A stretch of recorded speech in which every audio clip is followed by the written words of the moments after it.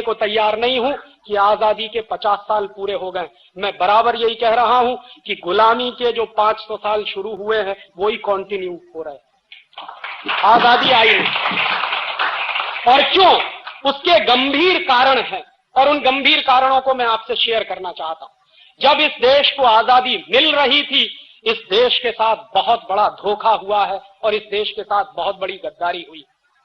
जो बेसिक सवाल हमको उठाने चाहिए थे, मेरे पुरखों ने शायद नहीं उठाए, और क्यों नहीं उठाए उसके बारे में हमको विश्लेषण कर लेना चाहिए। जो लोग इस देश की सत्ता की तरफ लपलपाती जीभ लेकर खड़े हुए थे, वो लोग कौन थे? पंडित जवाहरलाल नेहरू। कौन थे पंडित जवाहरलाल? हिंदुस्तान का सबसे अय्याश व्यक्ति, जिसको इस देश का पहला प्रधानमंत्री बनने का गौरव मिला, वो मेरे लिए दुर्भाग्य था। और वो आदमी इस हद तक अय्याश था कि एक औरत दो और उससे जो चाहो करवा लो। लॉर्ड माउंटबेटन ने अपनी बीवी का इस्तेमाल पंडित नेहरू के लिए किया, और ये बात अब एक ओपन सीक्रेट है। दसियों किताबें आपको मिल जाएंगी, जिनको आप पढ़ें तो आपको पता चल जाएगा कि पंडित नेहरू किस किस्म का व्यक्ति था। और पंडित नेहरू के बारे में ब्रिटिश पार्लियामेंट में जब डिबेट चलता था, तो वो डिबेट क्या होता था उसको समझिए। एक बार एक विलियम विल्बरफोर्स नाम का एमपी था, उसने पंडित नेहरू के बारे में स्टेटमेंट किया अपने पार्लियामेंट में, इंग्लैंड पार्लियामेंट। उसने कहा कि पंडित नेहरू शरीर से दिखने में हिंदुस्तानी है, लेकिन दिमाग से 100% खरा अंग्रेज है, इसलिए इसके हाथ में सत्ता दो, बिल्कुल सुरक्षित है। और उसने वो भी माना। ऐसे आदमी के हाथ में सत्ता दी गई और वो सत्ता देने का नाटक चला, और उस आदमी के हाथ में सत्ता देने के लिए ट्रांसफर ऑफ पावर के बहुत सारे एग्रीमेंट हुए। उनमें 2-3 एग्रीमेंट महत्वपूर्ण है जो समझने चाहिए। हिंदुस्तान में 1947 तक अंग्रेजों की 127 कंपनियां काम कर रही थी। लॉर्ड माउंटबेटन को चिंता यह थी कि अगर हिंदुस्तानी आजाद होने के बाद सारी अंग्रेजी कंपनियों को हिंदुस्तान से भगा देंगे तो ये जो लूट हो रही है, ये जो संपत्ति मिल रही है, ये जो पैसा आ रहा है, ये बंद हो जाएगा। तो पंडित नेहरू के साथ लॉर्ड माउंटबेटन की चर्चा हुई और पंडित नेहरू ने कहा कि आप चिंता मत करिए, हम अंग्रेजों की एक कंपनी को भगाएंगे, ईस्ट इंडिया कंपनी, बाकी 126 कंपनियों को हिंदुस्तान में रख लेंगे। ईस्ट इंडिया कंपनी को भगाना इसलिए जरूरी है क्योंकि सारे देश में ईस्ट इंडिया कंपनी के खिलाफ माहौल बना हुआ है, इसलिए सिर्फ ईस्ट इंडिया कंपनी को विदा कर दो, बाकी जो अंग्रेजी कंपनियां हैं उनको इसी देश में हम रख लेंगे। और उनमें से 1-2 नाम मैं आपको गिना दूं जिनको पंडित नेहरू ने जाने नहीं दिया। ब्रुक बॉन्ड इंडिया लिमिटेड, ये अंग्रेजों की कंपनी, आज की नहीं, सन 1890 की। लिप्टन इंडिया लिमिटेड, ये अंग्रेजों की कंपनी, आज की नहीं है, सन 1892 की, आज से 100 साल 150 साल पहले की कंपनी। और ऐसी 126 कंपनियों को पंडित नेहरू ने बाकायदा ट्रांसफर ऑफ पावर के एग्रीमेंट करके अंग्रेजों की कंपनियों को रखा। तो आजादी का मतलब क्या था? ईस्ट इंडिया कंपनी को भगा देंगे और बाकी अंग्रेजी कंपनियां जो इस देश को लूट रही हैं उसको नहीं भगाएंगे। और इतना ही नहीं, उसके बाद दूसरी बात जो हुई वो उससे भी ज्यादा खतरनाक मैं मानता हूं। 1946 में इंग्लैंड की पार्लियामेंट में इंडियाज इंडिपेंडेंस एक्ट पारित हुआ, आजादी का कानून, भारत की आजादी का कानून। और मेरे जैसे नौजवान से अगर पूछा जाए तो हिंदुस्तान को ब्रिटेन के पार्लियामेंट से कानून पारित करने के बाद आजादी दी गई है, हमने आजादी ली नहीं। क्योंकि यह तो मैं बहुत बेचारगी की स्थिति मानता हूं कि कोई हमको कानून पारित करके आजाद करे। और पार्लियामेंट के नियम होते हैं, अगर मान लीजिए आज पार्लियामेंट ने एक कानून पारित किया और उस कानून के पारित होने के बाद हमको आजाद किया, कल को अगर वो पार्लियामेंट उस कानून को वापस ले ले तो हमारी आजादी का होगा क्या? इसलिए यह सबसे गंभीर सवाल था कि 1946 में इंग्लैंड का पार्लियामेंट अगर इंडियाज इंडिपेंडेंस एक्ट पारित करता है और उस एक्ट को पारित करने के आधार पर इस देश में कुछ लोगों का चुनाव होता है, जिनकी संविधान सभा बनाई जाती है, और उस संविधान सभा के आधार पर कॉन्स्टिट्यूशन का निर्माण होता है। और कॉन्स्टिट्यूशन भी क्या बना है? 1935 में अंग्रेजों ने गवर्नमेंट ऑफ इंडिया रूल पारित किया इस देश पर शासन करने के, और 1935 का जो गवर्नमेंट ऑफ इंडिया रूल था वो हिंदुस्तान को उन्होंने अगले 1000 साल तक गुलाम बनाए रखने के लिए पारित किया। उस गवर्नमेंट ऑफ इंडिया रूल को आजादी के बाद हिंदुस्तान के संविधान का आधार बनाया गया। ये बहुत ही दुर्भाग्यपूर्ण था। दुनिया में कोई भी देश जब आजाद होता है तो पुरानी व्यवस्थाओं को बनाकर नहीं रखता, उठा के फेंक देता। फ्रांस भी अंग्रेजों का गुलाम रहा और फ्रांस ने 1790 में जब वहां क्रांति हुई और फ्रांस की आजादी आई, तो फ्रांस ने अंग्रेजों का बनाया हुआ संविधान, फ्रांसीसी लोगों ने अंग्रेजों के बनाए हुए कानून सब उठा के फेंक दिए, तब फ्रांस आजाद हुआ। अमेरिका भी गुलाम रहा है यूरोप के लोगों का, और जब अमेरिका में आजादी आई, अमेरिका अपने सिविल वॉर से बाहर निकला और अमेरिका जब आजाद हुआ, तो अमेरिका की आजादी के बाद भी वहां के लोगों ने अंग्रेजों के बनाए हुई जितनी व्यवस्था और कानून थे सब उठा के फेंके। तो मैंने मेरे देश के पुरखों से यह पूछने का सवाल है मेरा, और यह मेरा हक बनता है कि जिस 1935 के गवर्नमेंट ऑफ इंडिया रूल को अंग्रेजों ने इस देश पर शासन करने के लिए बनाया था, उसको हिंदुस्तान के लोगों ने फेंका क्यों नहीं उठा के, क्यों उसको हिंदुस्तान के संविधान का आधार बनाया? और जो संविधान अंग्रेजों के बनाए हुए कानून के आधार पर खड़ा हुआ है, वो संविधान इस देश का भला कर नहीं सकता, उस बात से मैं कन्विंस हूं। और आप देख लीजिए, 1935 का गवर्नमेंट ऑफ इंडिया रूल मैंने निकलवाया और 1935 के गवर्नमेंट ऑफ इंडिया रूल को एक बाजू में रखा और हिंदुस्तान के संविधान को दूसरे बाजू में रखा। फर्स्ट एक्ट के 95 जो आर्टिकल्स हैं, अनुच्छेद हैं, उनकी भाषा जैसी की तैसी है, कॉमा फुल स्टॉप भी नहीं बदला गया उसमें। माने जो कुछ अंग्रेजों ने तय कर दिया था, उसी को आजाद हिंदुस्तान के अय्याश प्रधानमंत्री ने हिंदुस्तान का संविधान मान लिया। ये आजादी कैसी आजादी? और उससे भी ज्यादा तीसरा गंभीर सवाल मैं ये उठाता हूं कि जिन कानूनों को अंग्रेजों ने हिंदुस्तान को लूटने के लिए बनाया था, वो कानून आज भी क्यों चलते हैं? 1860 में इंडियन पुलिस एक्ट बनाया, और 1860 का जो इंडियन पुलिस एक्ट बनाया अंग्रेजों ने, वो जानते हैं क्यों बनाया? क्योंकि 1857 में बगावत हो गई थी, सारे देश में विद्रोह हो गया था। अंग्रेजों को डर लगने लगा था कि अगर 1857 जैसी बगावत अगर फिर से रिपीट हो गई तो हिंदुस्तान को छोड़कर जाना पड़ेगा। तो उस बगावत को दबाने के लिए अंग्रेजों ने पुलिस की स्थापना की और उस पुलिस को विशेष अधिकार दिए। उनमें से एक महत्वपूर्ण अधिकार था कि पुलिस वाले को डंडा पकड़ा दिया हाथ में, वो आज भी लेके घूमता। और वो जो डंडा पकड़ा दिया पुलिस वाले को हाथ में, उसके साथ कुछ अधिकार दे दिए। क्या अधिकार दे दिए? कि कहीं भी किसी भी जगह पर 5 से ज्यादा लोग इकट्ठे हैं तो उसको लाठी चार्ज करने का अधिकार है, बिना चेतावनी दिए लाठी चार्ज करने का अधिकार। अंग्रेजों ने 1860 में ये इंडियन पुलिस एक्ट बनाया अपनी सरकार को बचाने के लिए, ताकि इस देश में बगावत ना हो और इस देश के लोगों की पिटाई करने के लिए, क्योंकि वो अंग्रेजों के खिलाफ बगावत करना चाहते हैं। वो 1860 का बनाया हुआ इंडियन पुलिस एक्ट आज 1997 में भी चलता है। इसलिए मैं कहता हूं कि आजादी आई नहीं। और उसी साल में अंग्रेजों ने इंडियन सिविल सर्विस एक्ट बनाया। ये जो कलेक्टर होते हैं ना, ये जो जिलाधिकारी होते हैं, ये इंडियन सिविल सर्विस एक्ट अंग्रेजों ने हिंदुस्तान के गांव-गांव के लोगों से रेवेन्यू कलेक्शन करने के लिए, गांव-गांव के लोगों पर अत्याचार करके लगान वसूलने के लिए कलेक्टर की पोस्ट बनाई थी। वो कलेक्टर की पोस्ट आज 1997 में भी जारी है। 1860 का इंडियन सिविल सर्विस एक्ट आज भी चलता है। 1858 में उन्होंने इंडियन एजुकेशन एक्ट बनाया, और इंडियन एजुकेशन एक्ट बनाने के पीछे लॉर्ड मैकाले की बहुत स्पष्ट योजना थी।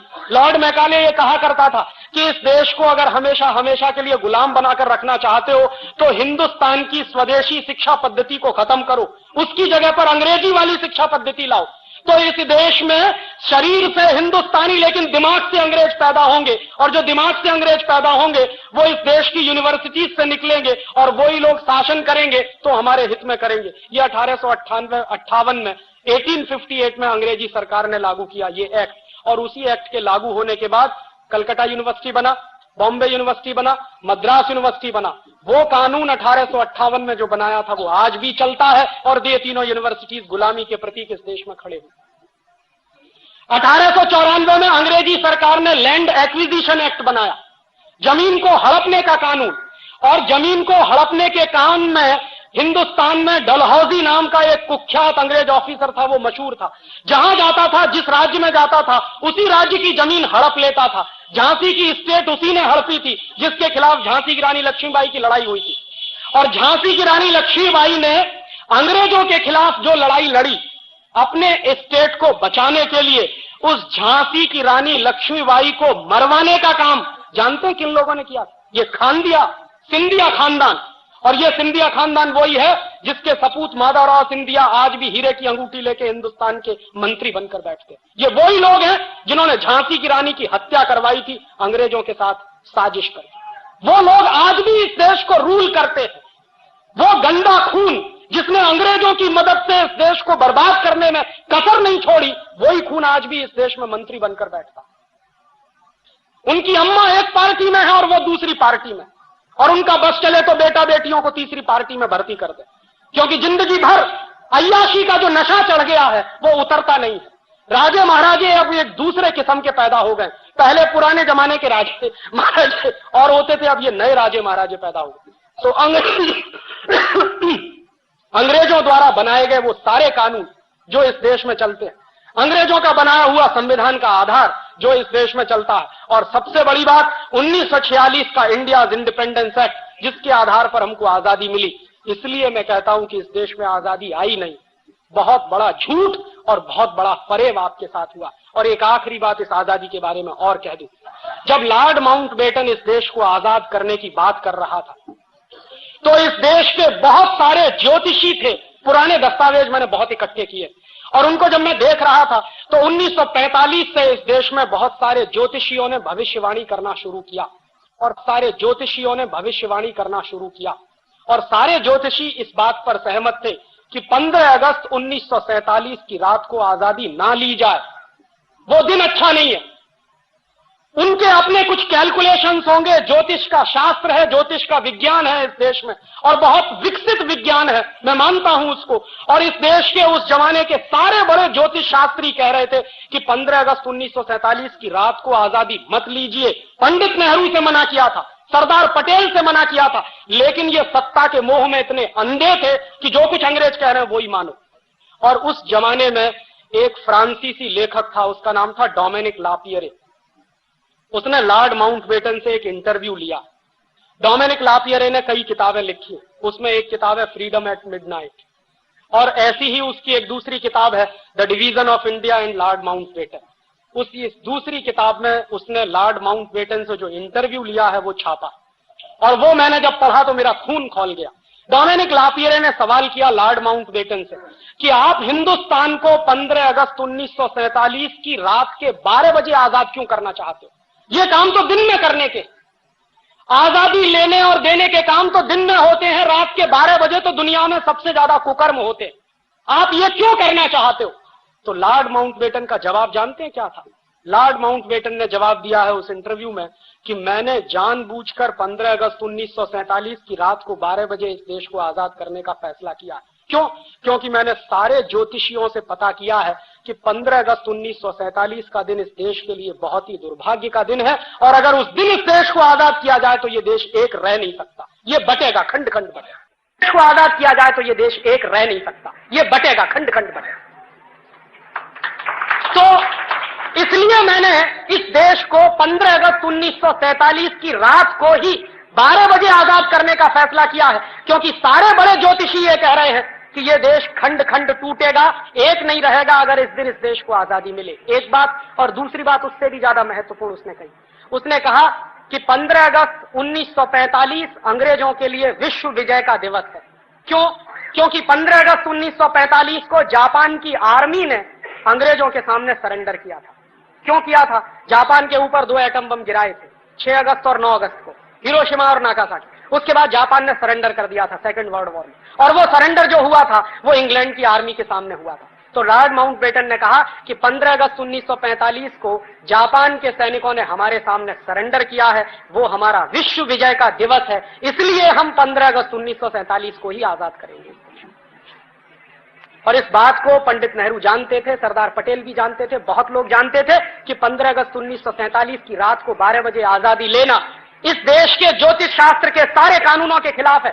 और बहुत सारे ज्योतिषियों ने यह भविष्यवाणी कर दी थी कि आप आजादी लोगे और 1-2 साल के बाद यह देश टूट जाएगा, और वो टूटा, पाकिस्तान अलग हुआ, वही हुआ। और आगे भी उन्होंने यही अभिशाप दिया कि यह देश आगे भी खंड खंड टूट सकता है, और उसकी तैयारी चल रही है। कश्मीर अलग हो जाए पंजाब अलग हो जाए, आसाम अलग हो जाए, नागालैंड अलग हो जाए, त्रिपुरा अलग हो जाए, झारखंड अलग हो जाए, ये सारे आंदोलन इस देश में चल रहे हैं और सभी आंदोलनों को अमेरिका और यूरोप से भरपूर हथियार मिलते हैं, पैसा भी मिलता है।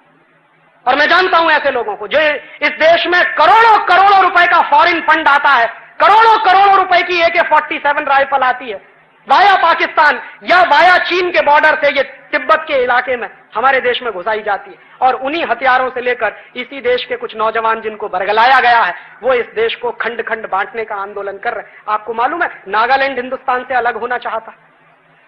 आप नागालैंड में जाइए, वो इस देश का पहला ऐसा प्रदेश है जिसने घोषित किया है कि हमारी राज्य भाषा अंग्रेजी है। भारत के संविधान में कहीं नहीं, ये नागालैंड में चलता। और नागालैंड में मैं गया पिछले साल, तो पिछले साल जब मैं दीमापुर जा रहा था, कोहिमा से दीमापुर, तो रास्ते में मुझको रोक दिया और रोकने के बाद पुलिस वाले ने कहा कि आपके पास वीजा है। तो मेरे अंदर से पहले कपकपी सी छूटी, मैंने कहा वीजा मांग रहे हो? मेरे ही अपने देश के एक गांव में जाने के लिए वीजा के? हाँ, आपको वो सारे परिपत्र चाहिए, नहीं तो हम आपको जाने नहीं देंगे। तो बॉर्डर पे दूसरा आदमी खड़ा था, उसने कहा कि आप हिंदुस्तान से आया। मैंने कहा आप हिंदुस्तान का नहीं है? कि हम हिंदुस्तान का नहीं है, हम हिंदुस्तान से अलग होना मांगता। ये बात नागालैंड में घुसी हुई है और आप नागालैंड जाइए, आपको अंदाजा नहीं लगेगा कि क्रिश्चियन मिशनरीज ने कितने बड़े लेवल पे पैसा बांट बांट कर वहां के लोगों का धर्म परिवर्तन करा के, सिर्फ धर्म ही परिवर्तन नहीं कराया, उनको हिंदुस्तान से अलग करना है, यहां तक मानसिकता बना दी। और कल को आपको यह आश्चर्य नहीं होना चाहिए कि अलग नागालैंड की मांग करने वाले कुछ लोग वहां खड़े हो जाएंगे। तो हिंदुस्तान के ऐसे दसियों प्रदेश हैं जिनको अलग अलग हिंदुस्तान से बांटना है और इसकी पूरी प्लानिंग अमेरिका में CIA के लोग बैठकर बनाते हैं, क्योंकि बिल क्लिंटन इस बात को कह चुके हैं, उनके पहले रोनाल्ड रीगन भी कह चुके थे कि हिंदुस्तान और चीन हमारी हिट लिस्ट में नंबर 1 है। सोवियत संघ को तो हमने तोड़ दिया जैसे तोड़ना था, अब तोड़ने के लिए 2 ही देश हमारे सामने हैं, या तो चीन है या भारतवर्ष। तो भारतवर्ष को तोड़ना है, उसके तरीके वो जानते हैं, चीन को कैसे तोड़ना है उसके तरीके वो इस्तेमाल करने की कोशिश कर रहे हैं। ये अभिशाप आज का नहीं है, ये 1947 का। इसलिए मैं कहता हूं आजादी झूठी, इस आजादी का कोई मतलब नहीं।